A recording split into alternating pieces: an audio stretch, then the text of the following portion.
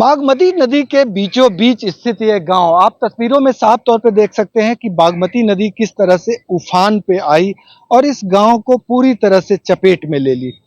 हम इस नदी के तेज धार के साथ यहाँ रहने वाले लोगों के जीवन को भी दर्शाने के लिए पहुंचे हैं। भारत एक्सप्रेस की टीम उन तंग गलियों तक पहुंची है जहां पहुंचना मुश्किल है, फिर भी हम ये कोशिश कर रहे हैं कि स्थानीय लोगों का दर्द कैमरे पे आए, सरकार तक पहुंचे। और इसी कोशिश में हम उन तंग गलियों में आ पहुंचे हैं जहां वास्तव में लोग परेशान हैं, लोग बेहाल हैं, लोगों की चिंता बढ़ी हुई है और लोग इस बात को लेकर खफा हैं कि शासन प्रशासन के लोग अब तक यहां नहीं आए हैं। सरकार दावा कर रही है, मुख्यमंत्री नीतीश कुमार लगातार सेल बनाकर ये आदेश दे रहे हैं कि तमाम जिलाधिकारियों को इस दिशा में प्रयास करने की जरूरत है ताकि आम लोगों को ज्यादा से ज्यादा राहत मिले। लेकिन काम सतही है, यानी काम सड़क तक है, तंग गलियों तक वो काम नहीं पहुंचा है। नतीजतन आम लोग अभी भी परेशान हैं। हमारे साथ स्थानीय लोगों के साथ हम लगातार बढ़ रहे हैं। आप देख सकते हैं कि किस तरह के हालात हैं और इन तंग गलियों में किस तरह की मशक्कत करनी पड़ रही है। हमारे साथ स्थानीय लोग जो हैं, इनकी मुश्किलें ये है कि ये अपने घर द्वार को छोड़कर जाएं तो जाएं कैसे, क्योंकि घर छोड़ना विकल्प नहीं है। हर साल ये बाढ़ की त्रासदी आते रहेगी, इनकी समस्याएं बढ़ते रहेगी, सरकार दावे करते रहेगी, लेकिन इनकी समस्या जस के तस बनी रहेगी। ये सूद लेने को कोई तैयार नहीं है।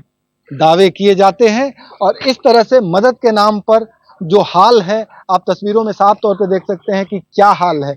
इन तंग गलियों में भारत एक्सप्रेस की टीम के साथ आने के पीछे मेरा मकसद यही है कि यदि कोई सुदूर गांव देहात में बाढ़ की त्रासदी में फंसता है तो उसका क्या हाल होता है। छोटे छोटे बच्चों के साथ अपने घर की रक्षा करना, अपने सामानों की रक्षा करना एक बड़ी चुनौती है, एक बड़ी चुनौती है। और इस चुनौतियों के साथ हम थोड़ा सा कैमरे की नजर से दिखा देते हैं कि दो छोटे छोटे बच्चे को लेकर एक महिला इस पानी में एंटर कर रही है और पानी में एंटर करने के बाद वो अपने घर तक पहुंचने की कोशिश कर रही है।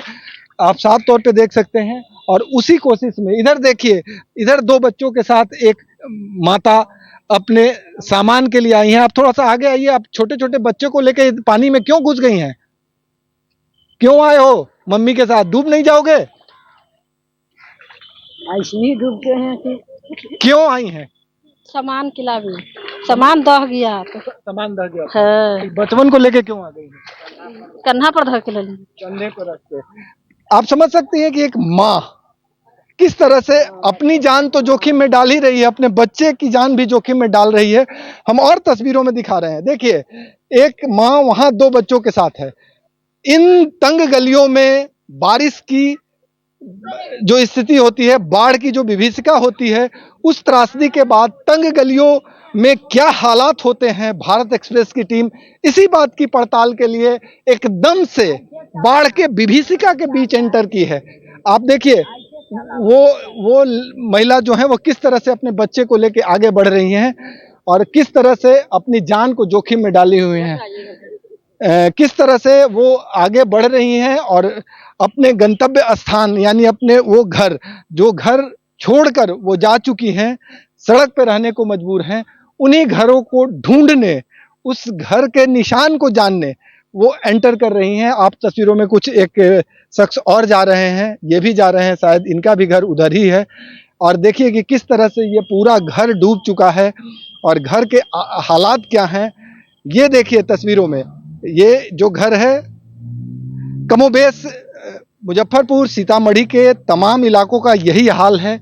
इन तस्वीरों के जरिए हम ये दिखाने का प्रयास कर रहे हैं कि बाढ़ की विभीषिका में जब कोई फंसता है, जो पीड़ित होता है, उसका दर्द क्या होता है। दो बच्चों के साथ वो घर में एंटर कर रही हैं, तो ये विभीषिका है वो काफी पीड़ा देने वाली विभीषिका है। और इस विभीषिका में जो आम लोग हैं वो काफी बेहाल हैं, परेशान हैं। और भारत एक्सप्रेस की टीम कैमरे में इन तमाम चीजों को इसलिए कैद कर रही है ताकि आम लोगों को ये पता चल सके, ये महसूस हो सके कि बाढ़ की विभीषिका का दर्द क्या होता है, हम चारों तरफ आपको पानी ही पानी नजर आ रहा होगा। बाढ़ में सरकार के तरफ से व्यापक व्यवस्था न होने की सूरत में स्थानीय लोग वैकल्पिक व्यवस्था बना लेते हैं। आप तस्वीरों में साफ तौर पे देखिए, ये अपने बर्तन को नाव का शक्ल दे चुके हैं और इन तस्वीरों के जरिए सरकार को मुंह चिढ़ाती हुई ये तस्वीर साफ करता है कि कहीं ना कहीं इनके मन में अपनी व्यवस्था को लेकर सवाल है और इसी सवाल का जवाब देता हुआ ये नाव है। आने जाने की कोई व्यवस्था न होने की सूरत में अपने बर्तन से नाव बनाकर इस बाढ़ पीड़ित इलाके में अपनी जान माल की रक्षा कर रहे हैं। हमारे साथ ये शख्स हैं, इनसे बात कर लेते हैं। ये कैसा नाव है और किस तरह से इसको बनाए हैं और इसके जरिए ये क्या करते हैं, हम इनसे बात कर लेते हैं। आप बताइए, ये कैसे नाव बना लिए, ये ख्याल कैसे आया और क्या है ये? यही सहारा है हम लोग का, दूसरा कोई विकल्प नहीं है। कोई ना सरकारी नाव है ना पुल है, सब टूट गया हुआ है। इस गांव में कहीं से कोई लिंक लाइन नहीं है। ये कहाँ का गांव है या कौन सा गांव? ये ग्राम मधुवन बेसी पंचायत बथुआ वार्ड नंबर 12 है और ये गांव का पूरा लिंक टूट गया है। जिला प्रखंड सबसे लाइन टूट गया है। अगर कोई इमरजेंसी हो जाए तो यही मर जाएगा, लेकिन कोई इलाज कराने का भी सुविधा नहीं है। आप देख सकते हैं चारों तरफ से घेर लिया है, कहीं बाहर निकलने का रास्ता नहीं है। मवेशी का चारा से लेके अपना राशन तक सब यही से जुगाड़ करते हैं हम लोग, दूसरा कोई रास्ता नहीं है। किस तरह की दिक्कत होती है ना, आने जाने में? क्या दिक्कत? बहुत रोड रास्ता नहीं है, इसके लिए हम लोग का बहुत कठिनाई होता है आने जाने के लिए। कोई भी सामान लाने के लिए यही सहारा है, दूसरा कोई सहारा नहीं है। क्या परेशानी होती है यहाँ आने जाने में? हम तो खुद बाहर से आए हैं। आप साफ तौर पे देख सकते हैं कि स्थानीय लोगों की परेशानी इस बात को लेकर बढ़ी हुई है कि सरकार दावे तो जरूर करती है, लेकिन जमीन पे क्या हालात है ये देख सकते हैं। एक बार फिर से तस्वीरों में दिखा देते हैं कि किस तरह के हालात हैं।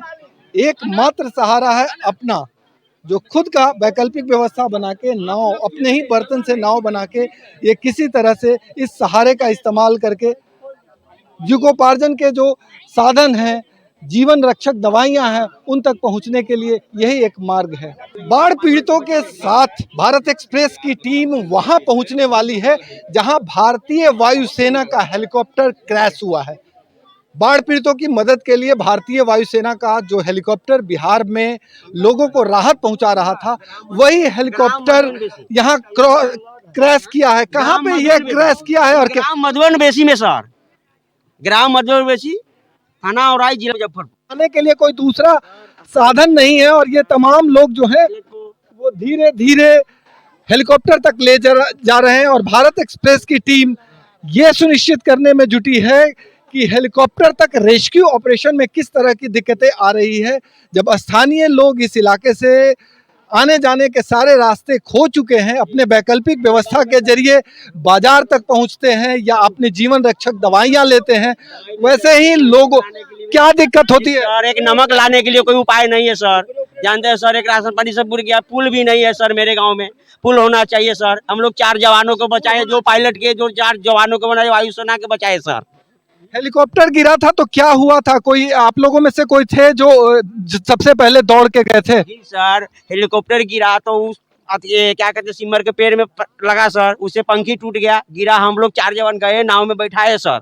ग्राम मधुवन बेसी निवासी। थैंक यू, धन्यवाद।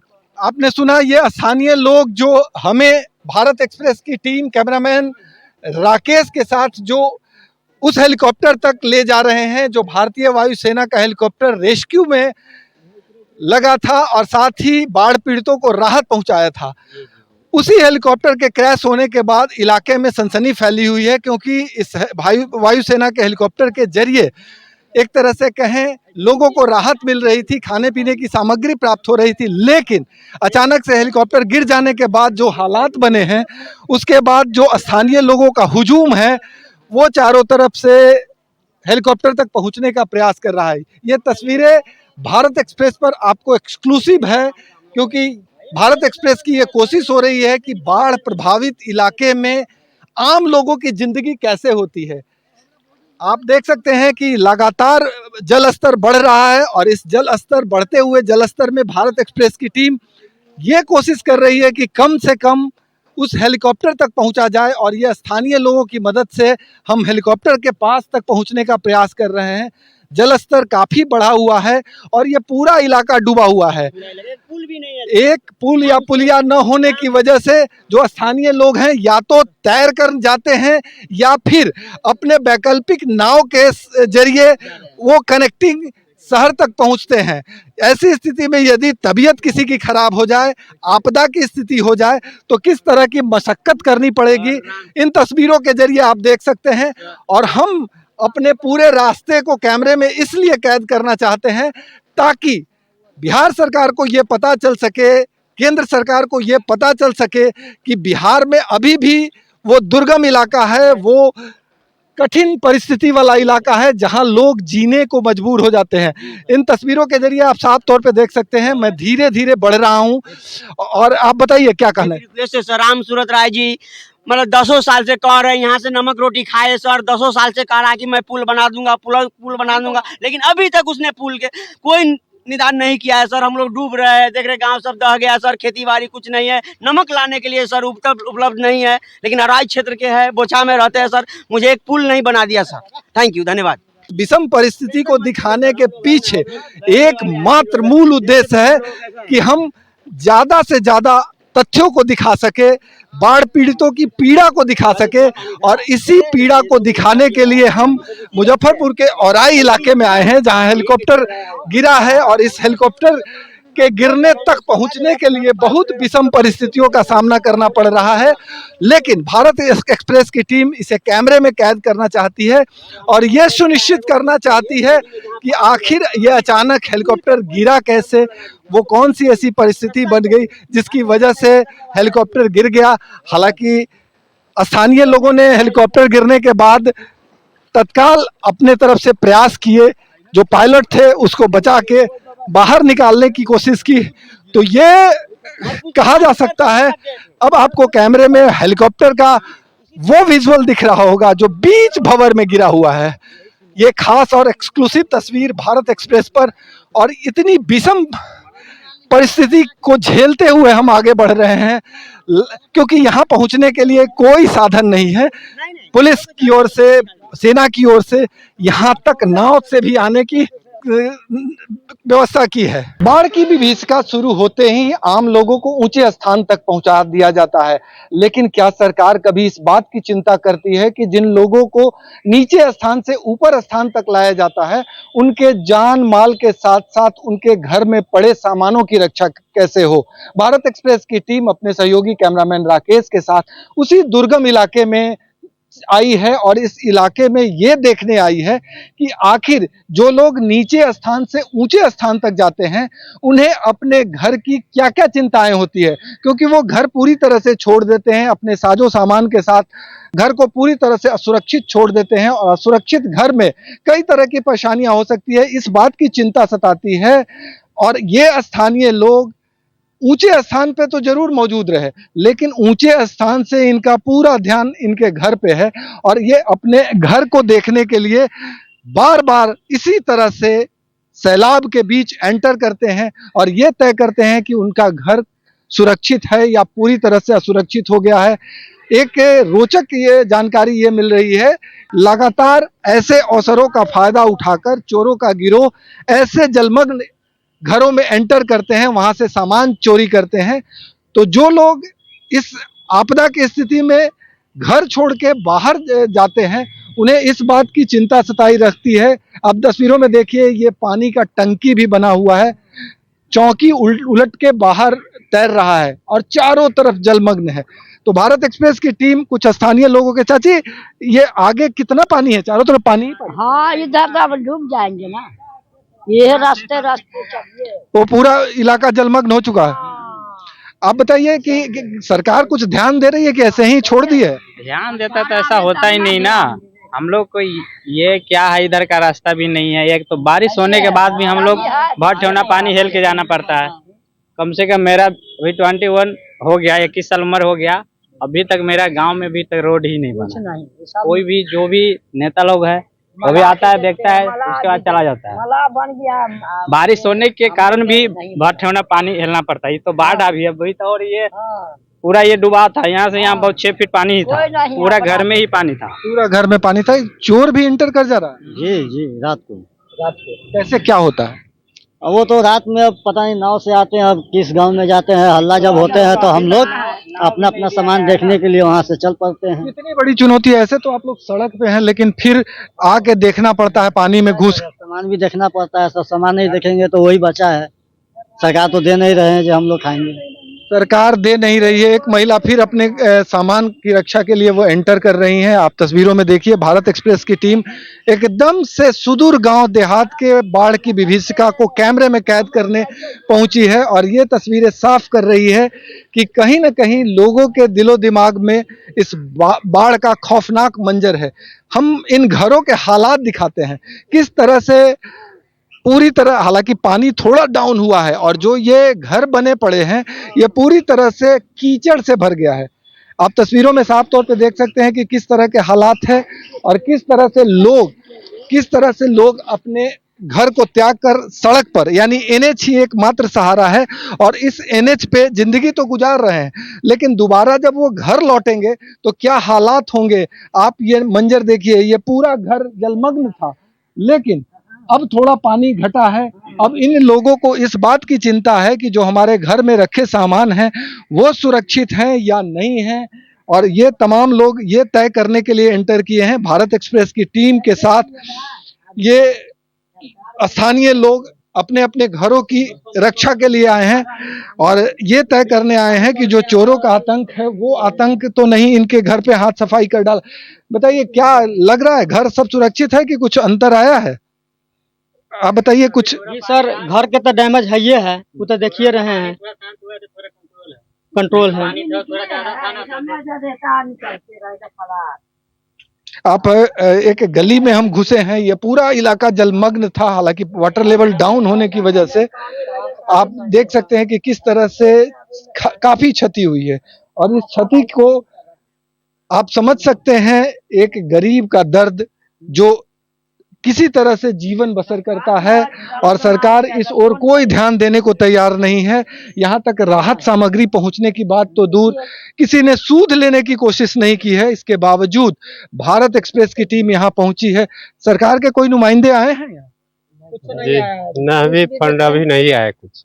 अभी नहीं आया, लेकिन हम लोग का सरकार के फंड कोई चीज अभी नहीं मिला है। नहीं मिला, कोई तक अभी कोई चीज पैसा कौड़ी कुछ नहीं मिला है। मिले देते हैं वो सिर्फ खाने उन्हें के अच्छा ले लेते हैं सर। हम लोग का मिला है, पन्नी भी नहीं मिला है, बहुत के मिला है, बहुत के नहीं मिला, हम लोग का नहीं मिला। ऐसे गुजरा कर रहे हैं रोड पर, ऐसे 1977 पर ये सब लूट कर लिया मलाल। पानी के बीच से गुजरने के बाद ये जो घर है वहां तक हम पहुंच गए हैं। थोड़ा ऊंचे स्थान पर ये गांव बसा हुआ है, दलितों का ये गांव है। राज्य सरकार दावा करती है कि दलितों के लिए हम बहुत कुछ करते हैं, लेकिन क्या करती है सरकार? ये देखिए, बाढ़ की विभीषिका, सारा कुछ डूब चुका है। एक पानी पीने के लिए एक हैंडपंप लगा है और इस हैंडपंप के सहारे किसी तरह से पूरे गांव के लोग पानी पी रहे हैं, क्योंकि पूरा इलाका में जितने भी हैंडपंप्स थे वो सब के सब डूब गए हैं। ये ऊंचे स्थान पर है, इसलिए फिलहाल राहत है, लोग यहाँ से पी रहे हैं और इन सामानों को देखकर आप अनुमान लगा सकते हैं कि इस बाढ़ की विभीषिका ने किस कदर तबाही मचाया है। भले ही ग्राउंड पे वो तमाम बातें नहीं आती है, लेकिन जब बातें कैमरे की नजर से कैद होती है, कैमरे में कैद होती है, तो सब कुछ साफ हो जाता है। ये पूरी तरह से घर तबाह हो चुका है और एक तरह से कहा जा सकता है कि इस तबाही के पीछे कोसी का पानी, जो कि बागमती के उफान पर आने के बाद के हालात हैं। तमाम जो घर हैं वो पूरी तरह से डूब गए थे। सैकड़ों हजारों गांव इस इलाके में पूरी तरह से जलमग्न हो गए थे। हम तस्वीरों में ये दिखाने का प्रयास कर रहे हैं कि बाढ़ के बाद की जो विभीषिका होती है वो किस कदर होती है और वो किस कदर तबाही लाती है। क्योंकि सरकार चिंता तो जरूर करती है कि बाढ़ के बाद जब पानी डाउन होता है तो महामारी की स्थिति होती है। स्वाभाविक है, जिस इलाके में वाटर लॉगिंग होता है, नदियों के जलस्तर में भले ही कुछ कमी आई हो, लेकिन नदियों के प्रभाव से जो घर डूबे हैं, जो सामान डूबे हैं, लोगों का जीना दुभर हुआ है, उसको आधार बना के इतना जरूर कहा जा सकता है कि ग्राउंड पे सरकार को काम करने की जरूरत है, ताकि जिस बात का डर सरकार को सता रही थी उस डर से निजात मिल सके और आम लोगों को राहत मिल सके। सहयोगी कैमरामैन राकेश के साथ भारत एक्सप्रेस के लिए मुजफ्फरपुर सीतामढ़ी बॉर्डर से आशुतोष कुमार।